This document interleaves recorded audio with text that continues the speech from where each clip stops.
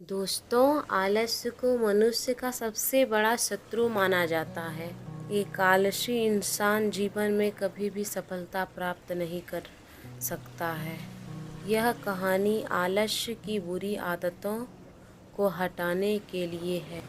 कृपया इसे पूरा देखें। दोस्तों, एक समय की बात है। एक गांव में एक किसान रहता था। एक बार जब उसने अपने खेतों में फसल उगाई, तब एक गौरैया ने उसके खेतों के बीचों बीच फसल में घोंसला बना दिया।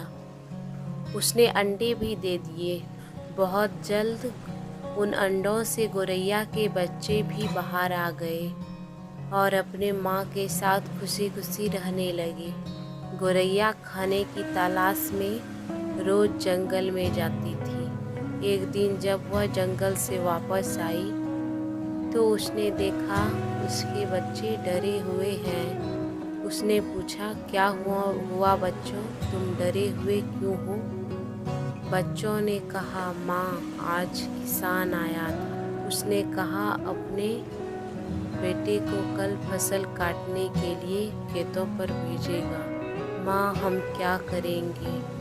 अभी हमने उड़ना भी नहीं सीखा है। बच्चों की बात सुन माँ गौरैया ने कहा, कल कोई फसल काटने के लिए नहीं आएगा। अगले दिन वही हुआ जो गौरैया ने कहा था। कोई फसल वहाँ काटने के लिए नहीं आया। बहुत दिन ऐसे ही गुजर गए, पर कोई फसल काटने नहीं आया। सब कुछ अच्छा चल रहा था। गौरैया के बच्चे बहुत खुश थे। एक दिन फिर जब गौरैया जंगल से वापस आई तो उसने अपने बच्चों को फिर डरा हुआ देखा। गौरैया ने फिर उसका डर का कारण पूछा तो उन्होंने कहा, माँ, आज फिर किसान खेत पर आया था। कल वह मजदूरों को फसल काटने के लिए खेतों पर भेजेगा। यह सुनने के बाद गौरैया दोबारा से कहती है, डरो मत बच्चों, कल कोई खेत पर फसल काटने के लिए नहीं आएगा।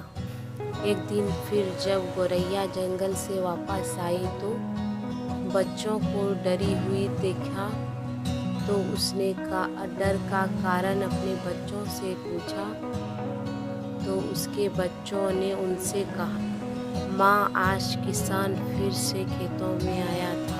वह फिर फसल काटने की बात कर रहा था। तो हमें पता है कि कोई फसल काटने के लिए नहीं आएगा खेतों पर। माँ गौरैया ने कहा, पूरा वाक्य बताओ। माँ, आज फिर किसान खेत पर आया था। मैंने दूसरों पर रहकर बहुत समय बर्बाद कर लिए। उसने यह कहा, मैं कल खुद आकर फसल काटूंगा। यह सुनकर माँ गौरैया डर गई। तब गौरैया ने कहा, बच्चों, हमें यह स्थान जल्द से जल्द छोड़नी होगी। किसी अन्य जगह पर अपना घोंसला बनाना होगा। कल किसान खेत पर फसल काटने के लिए ज़रूर आएगा। तब बच्चों ने कहा, माँ, ऐसे बात किसान ने कई बार कहा है। कई बार कोई भी फसल काटने के लिए नहीं आए। आप ऐसे सुनिश्चित कैसे हो जो कल किसान फसल काटने के लिए आएगा?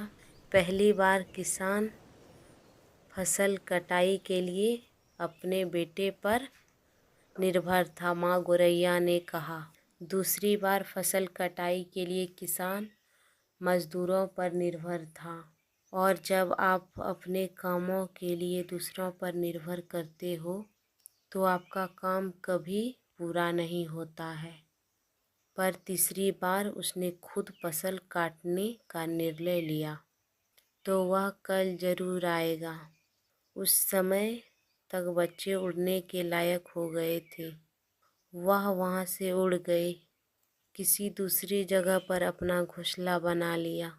अगले दिन सुबह किसान खेत पर आया, फसल कटाई करने के लिए शुरू कर दिया। दोस्तों, जो इंसान दूसरों पर निर्भर करता है उसका काम कभी पूरा नहीं होता।